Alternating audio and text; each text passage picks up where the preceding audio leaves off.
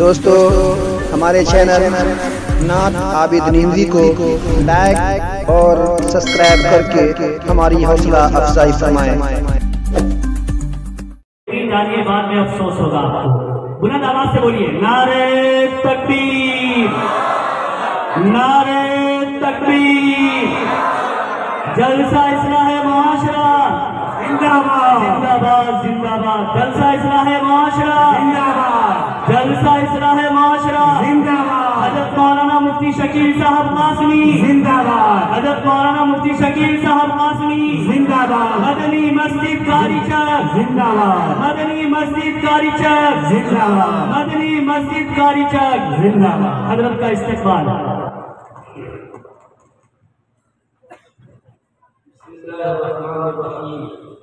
अल्हम्दुलिल्लाहि रब्बिल आलमीन वस्सलातु वस्सलामु अला सय्यिदिल मुरसलीन व अला आलिहि व अस्हाबिहि अजमईन, अम्मा बअद। अऊज़ु बिल्लाहि मिनश शैतानिर रजीम, बिस्मिल्लाहिर रहमानिर रहीम। वअमुर अहलका बिस्सलाति वस्तबिर अलैहा ला तस्अलुका रिज़्क़ा नहनु नरज़ुकुका वल आक़िबतु लित्तक़वा। सदक़ल्लाहुल अज़ीम। वक़ाल नबी सल्लल्लाहु अलैहि वसल्लम मन बना मस्जिदन लिल्लाहि तआला बनल्लाहु लहु बैतन फिल जन्नह औ कमा क़ाल अलैहि सल्लल्लाहु अलैहि वसल्लम। हज़रात मुहतरम, आप हज़रात की इस बयान मोहब्बत में साल गुज़श्ता भी आने का इत्तेफाक हुआ था। शायद यही महीना था या क्या याद नहीं पड़ रहा है, जब मस्जिद के संग बुनियाद का अमल दरपेश था। आप हजरात ने पूरी बेदारी का सबूत पेश किया था। मुझे नहीं पता था कि जिस वक्त आप हजरात अपने अज़्म का इजहार कर रहे थे, अपने दिली जज्बात और ईमानी जोशो खरोश का इजहार कर रहे थे, कातिबे तकदीर कलम थाम कर तैयार बैठा था। आप इधर अज़्म कर रहे थे। मुझे याद है कि मैंने कहा था 6 महीना का वक्त दिया था आपको। याद है? 6 महीना मैंने 6 महीना का वक्त दिया था। मुझे खबर पहुंची कि कालीचक के लोगों ने 6 महीने में एक मंजिल को तामीर कर दिया। आज दूसरी मंजिल की तामीर पेशे नजर है। ये दिन का जलसा, दिन में तो लोग अपने कारोबार में मशगूल रहते हैं, सब लोग रात में जलसा करते हैं। कालीचक वालों को पता नहीं क्या हो गया, ये दिन में लोगों को बुलाते हैं। मैं समझता हूँ कि रात में रात भर जगवाना ये फितरत के खिलाफ है। रात भर किसी को जागने पे मजबूर करना और सोने वालों को माइक लगा करके पूरे गांव के बच्चों को, मरीजों को, बूढ़ों को नींद से महरूम कर देना, ये नेचर के खिलाफ है। रात का वक्त अल्लाह ने सोने के लिए बनाया और दिन का वक्त अल्लाह ने जरूरियात के लिए, कमाने वगैरह के लिए बनाया है। ये तो बड़ी कुर्बानी की बात है कि दिन का वक्त जो कमाने का था, आप कमाने आ गए हैं, दिन कमाने आ गए हैं। आप जो अपने जरूरी काम में जो वक्त लगा सकते थे, उस वक्त को आपने अल्लाह के घर के लिए वक्त कर दिया। रात भर लोग हम लोगों को जगवाते हैं। 12-1 बजे तकरीर करके भागे भागे पटना जाता हूँ, पूरी रात सो नहीं पाता हूँ। रात भर की नींद बर्बाद होती है, सेहत खराब होती है। ये कितना अच्छा है, दिन में नींद खराब है, रात में सोया हूँ, 5 बजे सुबह में फजर पढ़ के चला हूँ, अब फिर रात में जाके इत्मीनान से सोए। निजाम जिंदगी बिल्कुल दरहम बरहम नहीं हुआ और आप लोग भी पूरे ताज़ा दम है। मुझे ताज्जुब लेकिन हो रहा है कि दिन के जलसे में इतना बड़ा मजमा क्यों इकट्ठा हो गया। क्या ये सब के सब निकम्मे लोग हैं क्या, जिनको कोई काम नहीं था? ये सारे के सारे निकम्मे लोग हैं क्या? जिनको कोई काम नहीं था तो यहाँ चले आए। नहीं नहीं नहीं, ये सब के सब काम वाले हैं, ये सब के सब काम वाले हैं। कोई निकम्मा नहीं है।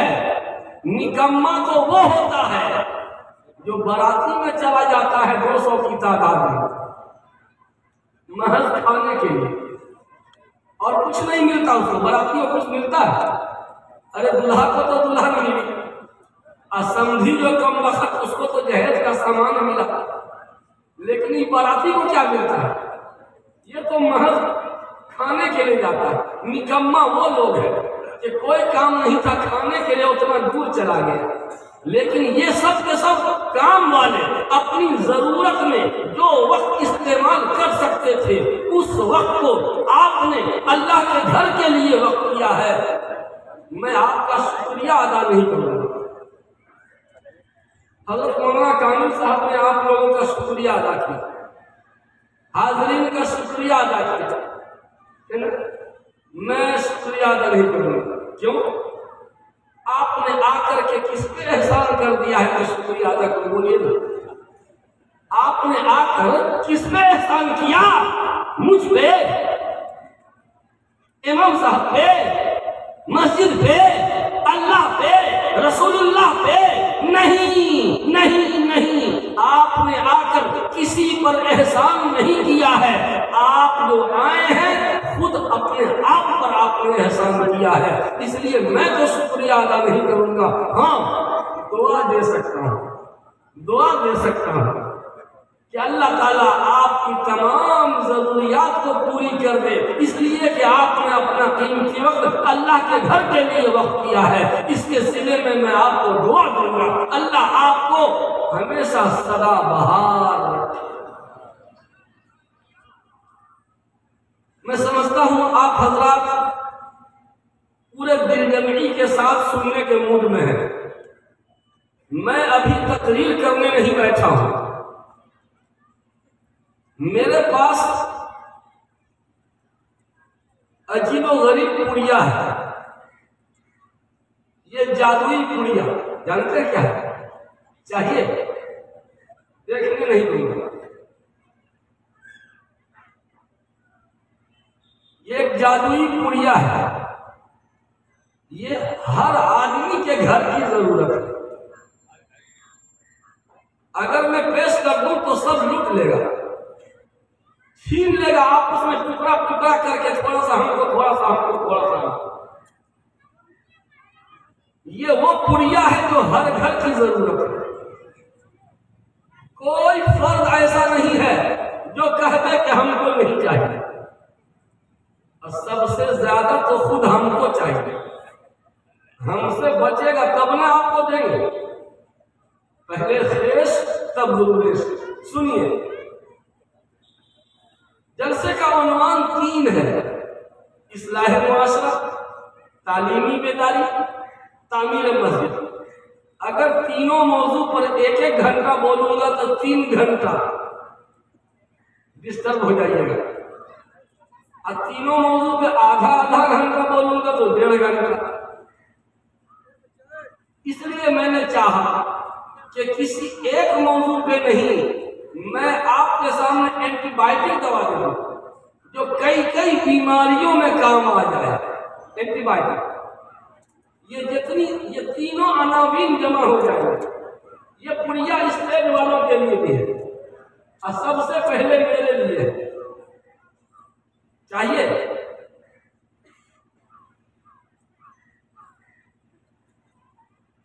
ये बताइए, एक शिकायत सबके दिल में है, क्या?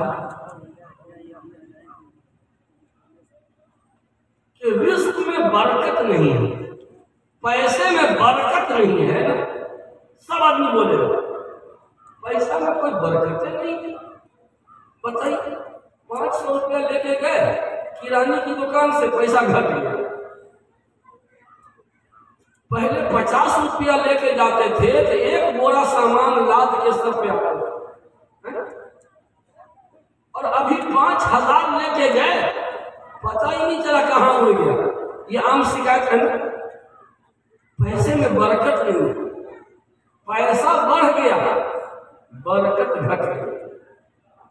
गोया एक समस्या, एक प्रॉब्लम हर घर का प्रॉब्लम है, हर घर की परेशानी है। क्या?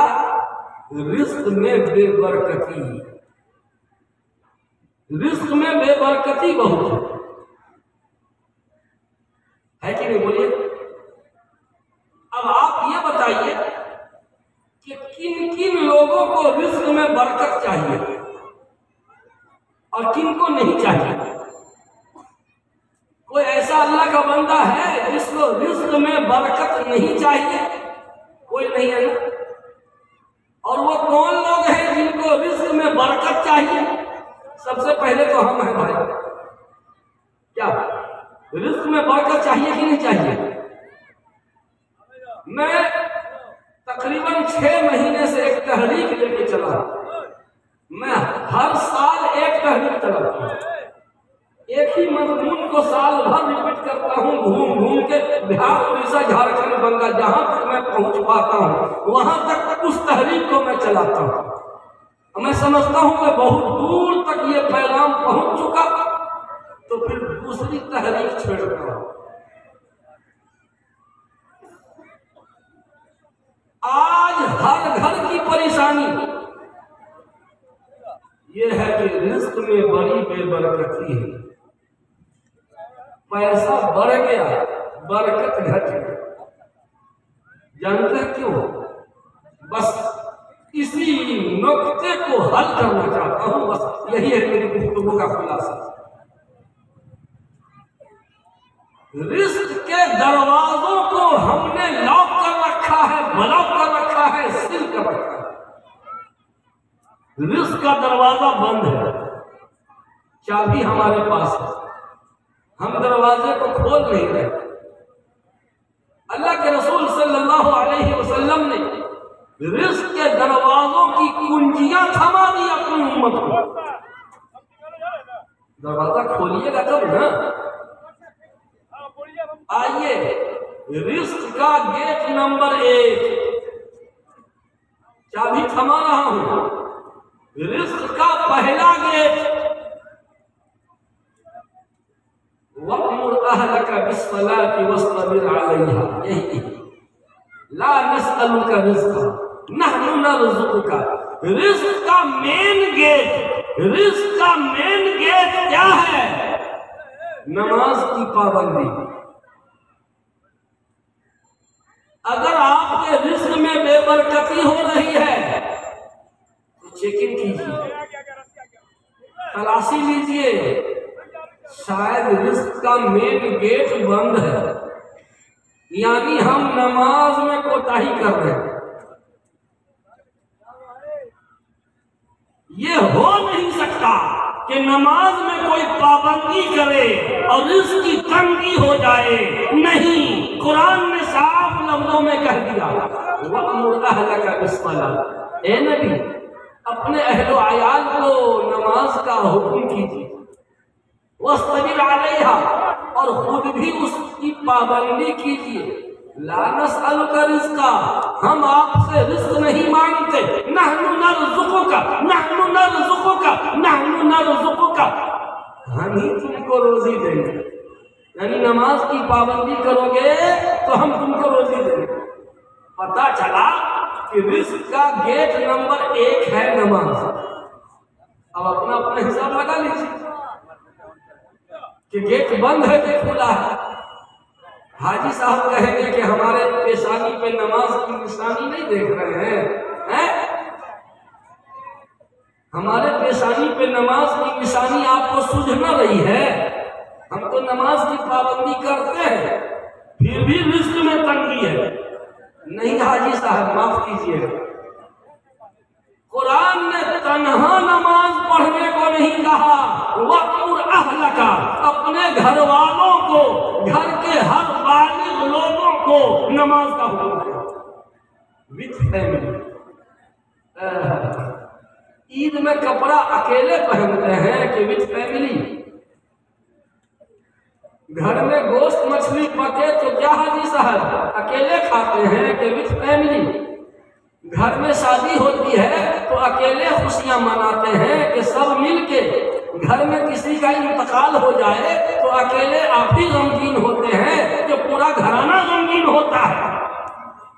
जब गम लाहिक हो पूरा घराना गमगीन, खुशी आए पूरा घराना खुश, नया कपड़ा पहने पूरा घराना मिलके, हर चीज में विथ फैमिली। और जब नमाज की बारी आई तो हमारे हाजी साहब, नमाजी साहब, दीनदार साहब चुपके से अकेले उठते हैं, फजर से पहले वजू करके चल दिए मस्जिद।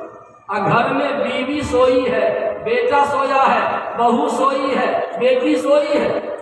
अरे एक आदमी नमाज पढ़ेगा तो एक आदमी की बरकत मिलेगी, और 10 आदमी पढ़ेगा तो 10 आदमी की बरकत मिलेगी। राशन लाने जाते हैं ना, एक आदमी फिंगर दिया सबका मिल गया, लेकिन यहाँ सब आदमी को फिंगर देना पड़ेगा।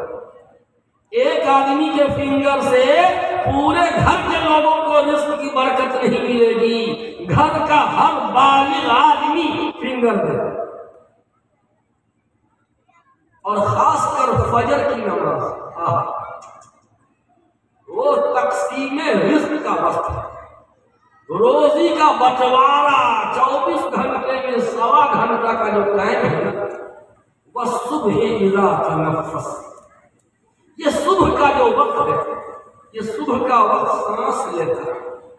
उस वक्त जो आपको ऑक्सीजन मिलेगा, दुनिया भर के डॉक्टरों से पूछ लीजिए, बड़े बड़े माहिर डॉक्टरों से पूछ लीजिए कि 24 घंटे में किस टाइम का ऑक्सीजन सेहत के लिए ज्यादा मुफीद है, फेफड़ा के लिए ज्यादा मुफीद है, वो बताएगा।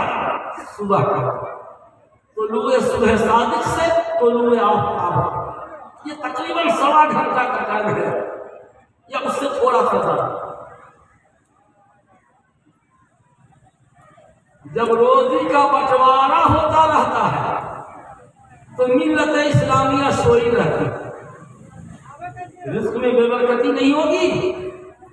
हमारे रिस्क में बेबरकती की बुनियादी वजह यह है कि हम नमाज के पाबंद नहीं।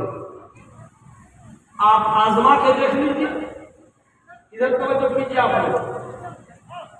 आप आजमा के देख लीजिए, आप 40 दिन के लिए आइए ना, हमसे एग्रीमेंट कर लीजिए ना, आपको साफ महसूस हो जाएगा कि वाकईतन रिस्क का गेट बंद था, वाकईतन रिस्क का गेट बंद था। जब से हमने नमाज की पाबंदी की, रिस्क का दरवाजा खुल गया। अरे जल्दी गाड़ी भगाइए यहाँ से।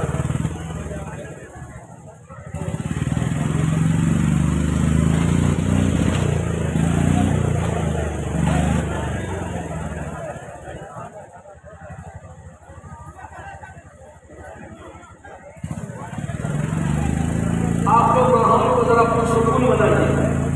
हाँ, रिस्क का गेट नंबर 1 नमाज की पाबंदी। अल्लाह के नबी अपनी बेटी हजरत फातिमा को सुबह में जगाते हुए फरमाते हैं, या बुनय्यतु क़ूमी वशहदी रिज़्क़ रब्बिकी वला तकूनी मिनल गाफिलीन फ़इन्नल्लाह यक़सिमु अर्ज़ाक़न नास मा बैन तुलूइल फ़ज्र इला तुलूइश शम्स।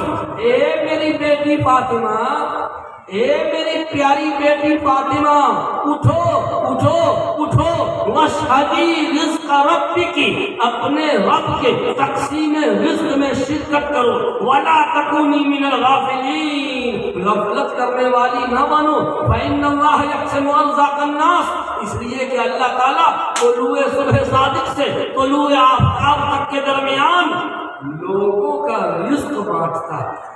रिस्क के बंटवारे का टाइम है, बंटवारे के टाइम शरीक होंगे, बरकत मिलेगी, सोए रहेंगे, बरकत से महरूम हो गए। तो पहला गेट, अगर मैं हाथ उठवाऊं, नहीं उठवाएंगे, डरिए मत, डरिए मत। अगर मैं कह दूं कि आज की फजर की नमाज कितने लोगों ने पढ़ा है, मुजरिम को न शर्माओ अहबाब कफन ढक दो, मुंह खोल के क्या होगा पर्दे में भलाई है। मैं हाथ नहीं उठवाने जा रहा हूँ। फजर की नमाज में तादाद अगर जुमा की तरह हो जाएगी, एक यहूदी आलिम जिस कौम यहूद ने आज उम्मत मुस्लिमा पर जुल्म की इंतहा कर रखी है, एक यहूदी आलिम ने कहा था कि जिस दिन फजर की नमाज में जुमा की नमाज की तरह लोग आ जाएंगे, उस दिन रूए जमीन से यहूदियत का खात्मा हो जाए। जिस दिन फजर की नमाज में जुमा की तरह लोग हो जाएंगे, उस दिन रूए जमीन से यहूदियत का खात्मा हो जाए। ऐसा कभी हुआ है? हाँ, दौरे नबूवत में हुआ है, दौरे सहाबा में हुआ है, दौरे खुलफाए राशिदीन में हुआ है कि फजर की नमाज और जुमा की नमाज में कोई फर्क नहीं था। और आज मदारिस में भी ऐसा हो रहा है। अब हमारे मदरसे में चलिए, जुमा की नमाज में और फजर की नमाज में सेम तादाद नहीं रहती है, बराबर तादाद रहती है। जितनी तादाद फजर में उतनी तादाद जुमा में, जितनी तादाद जुमा में उतनी तादाद फजर में। जिस दिन जुमा की नमाज की तरह तादाद फजर में हो जाए, रूए जमीन से यहूदियत का जनाजा उठे, वो आखिरी दिन होगा यहूदियत। तो मेरे दोस्तों, पहला गेट नमाज की पाबंदी। आज का मजमा अहद करे, अल्लाह के घर की दावत पर हम आए हैं, किसी के घर में वलीमा नहीं है, ये अल्लाह के घर में हम आए हैं। ये प्रोग्राम अल्लाह के घर में हो रहा है। आज ये पूरा मजमा अहद कर ले कि इंशाअल्लाह हम आज से नमाज की पूरी पाबंदी करेंगे। बोलिए